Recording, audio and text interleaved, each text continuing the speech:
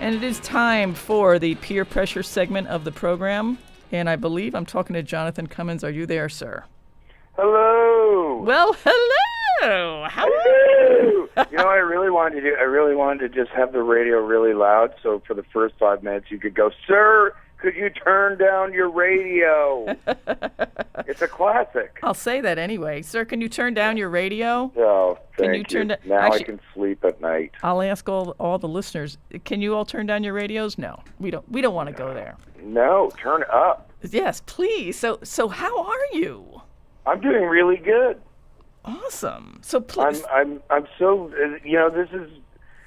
I've been such a fan of the station and your show for so long that this is easily one of the best things I'll be doing this year, I think. Oh, this year, there's plenty of time left in this year to top That's this. true. It's true. So far that this is the peak. Okay, well, I'm sorry that your year's been a little sluggish then so far. Oh. And thank you for being here, though. Hey, and Oh, so yeah. I have to ask you right away, in that last piece, You Are a Comet, You Are on Fire, who is speaking in that piece? That was me interviewing this is a little convoluted.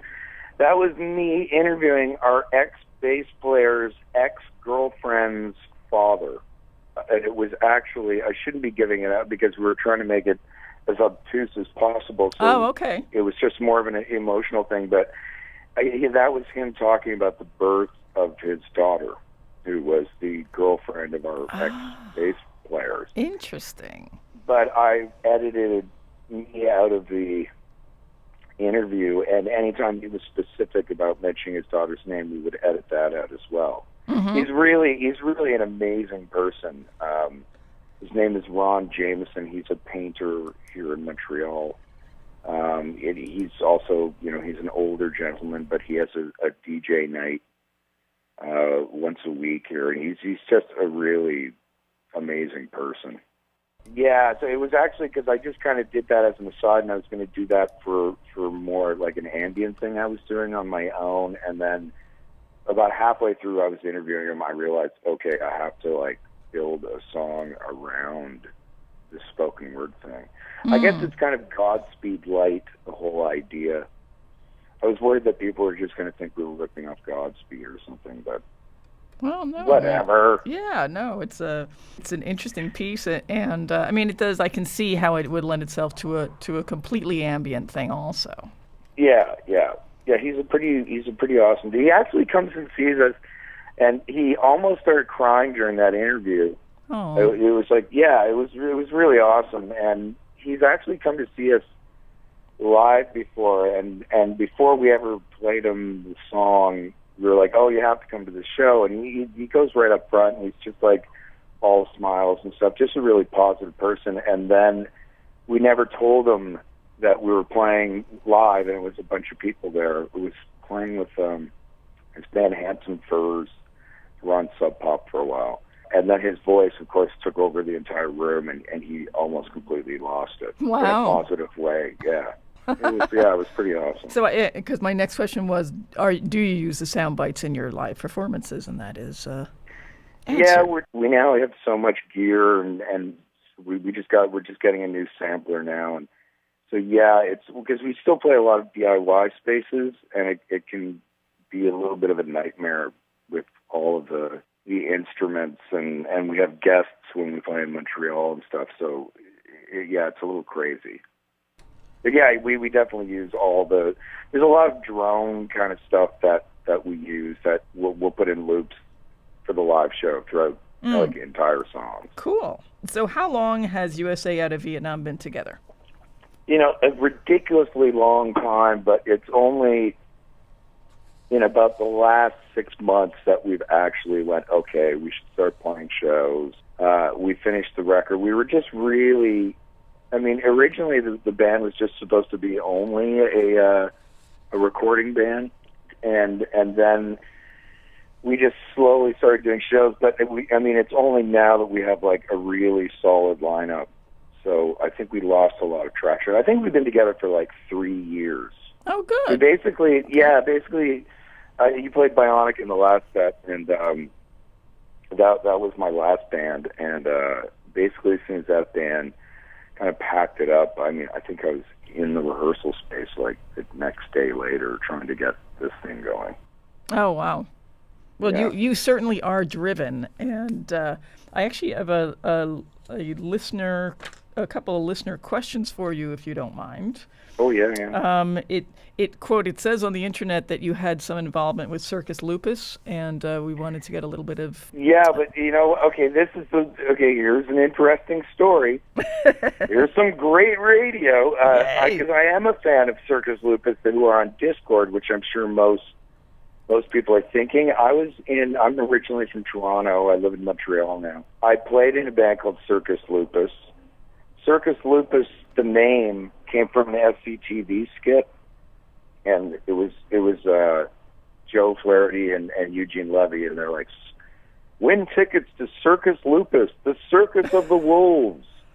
and we just went, oh, that's such a great name. And it was, an inside joke that me and my friends who I grew up with, because we were SCTV fanatics. So we formed this band called Circus Lupus, and my sister moved to D.C., and was very much like part of that whole Discord kind of scene, I guess, in like the late 80s, I think.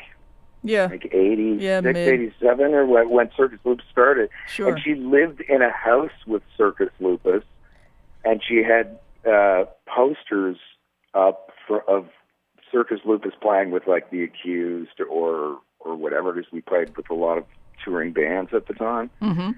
And they were looking for a name, and they're like, oh, that's such a cool name. And he's like, and my sister was like, yeah, that's my brother's band. And they're like, oh, what do they sound like? And she's like, oh, I don't know, they broke up. And so, Circus Lupus. Really? Yeah. Oh, you think I should sue them? No. Because the thing, then I heard that record with the one with the Zippo lighter on it. Yeah. That Circus, and I was like, wow, these guys are really good. And we were really terrible. So I guess they deserve the good name. There you go. Well, you have your way of making your contribution in music, even if it's not with music, even if it's with band names.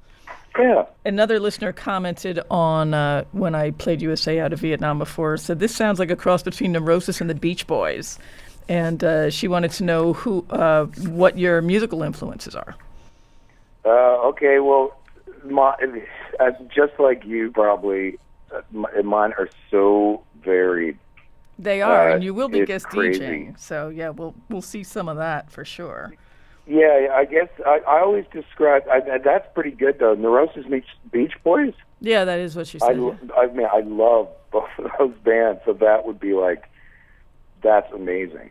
I always just say ELO meets Sun-O. I love Sun-O. I when Stephen O'Malley, I think, was doing this Peer Pressure a couple of months ago. Yeah. That was an awesome show. And I just saw Stephen O'Malley with Tim Hecker in a cathedral during this electronic festival about 3 weeks ago, and it was just mind-blowingly good. Oh, I'm sure. Wow.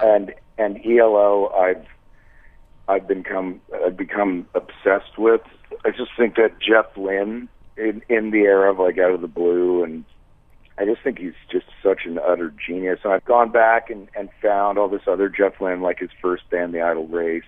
I finally found this compilation of their 2 records. ELO was definitely a huge influence when we were doing the record. I mean, not that any of us are even close to Jeff Lynne. I mean, and yes, he does stink now, but I mean, like, 70s Jeff Lynne, I just thought was just complete craft and just a genius. Yeah. And Stephen O'Malley's not so bad either. Stephen O'Malley has got that genie-is thing going on as well. Mm-hmm. Yeah. And the Roses have a new record coming out in the next month and a half or something, so I'm really excited about that too. Cool. Because your taste is so vast, I guess I want to ask you about really, really far back. Were you raised in a music-friendly environment? Like with my parents? Yeah. I guess it's probably similar to everybody. I mean, I was a music fiend ever since I can remember. I mean, AM radio, Underneath the Pillow, the whole, all the cliches. that, you know, I was like really into like as a little kid, I was like really super into, you know, whatever the hit parade was at the, you know, early 70s. I'm turning 46 this year, so you know, I mean, I was thankfully around, like, you know, I heard the Raspberries and stuff on the radio and stuff like that. And I guess it was, you know, I guess once punk rock kind of came calling, you know, I remember seeing the Sex Pistols on the news with my parents and stuff when they first came over to the U.S. tour, and then they showed them at the airport. And I was really into Kiss at that time. But there was still that disconnect. Like, Kiss were like, they weren't even human. You know, I was buying the comic books, and Right. you know, I was like, you know, 10 years old. Right, and But they what- were really the god of thunder and that whole. Yeah, exactly. And that, but then, you know, but like seeing the Sex Pistols, it just seemed so real, and I didn't even know what they sounded like, but I knew I was going to like it. The first time I ever went downtown by myself, I think I was like 12, maybe 11 or 12, on a subway in Toronto, and I bought the import copy of Nevermind the Bolocks. Oh, wow. And I remember thinking, oh, this is what heavy metal sounds like. Uh-huh. And I was so young, I was like, you know, the swearing part in Bodies, I just kept playing for my friends, like, over and over again. I'm like, check this out. This is what heavy metal is. And, you know, and so then after that, it was these kind of stoner friends that were like a little bit older. Like, yeah, I guess I started smoking pot at a really early age now that I think about it. But we used to go over to his basement, and there would be like, you know, there were older guys, but they could barely play either. I think the drummer could play. And there was a bass there. And I remember the first time I ever played with anybody, like played music, was we did Wicked World off the first Black Sabbath record, but we only did just the riff. Oh, okay. And we did Blitzkrieg Bob. And then I was like, okay, I was just hooked after that. Yeah, yeah, I can play. Because I mean, because I didn't have that thing like I never thought, oh, I'd be able to play in front of somebody, or I could like play, I could learn the next part to Wicked World. It wasn't really part of that. It was just like, you know, that when most people start playing music, like they can play like the riff from Sex Bomb by Flipper or something for like for 3 days straight and just be completely elated. Yeah, that's true. Yeah. Which, to be honest, I could play the riff from Sex Bomb for 3 days straight and probably be pretty elated as well. Still, yeah. That's a magical song. It is mystical. Yes. Yeah. Somebody made a comment after you just told the Circus Lupus story that you have some real issues with band names, because there's been other Doughboys names also.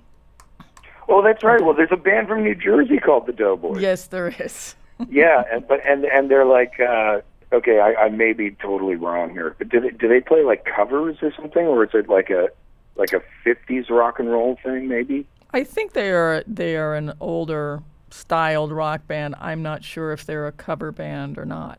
And, yeah, I know that I constantly get people asking, like, oh, I heard you guys are reuniting and you're playing at the Stone Pony. And I'm like, really? No. Like, I didn't get that call. That was so mean of those guys.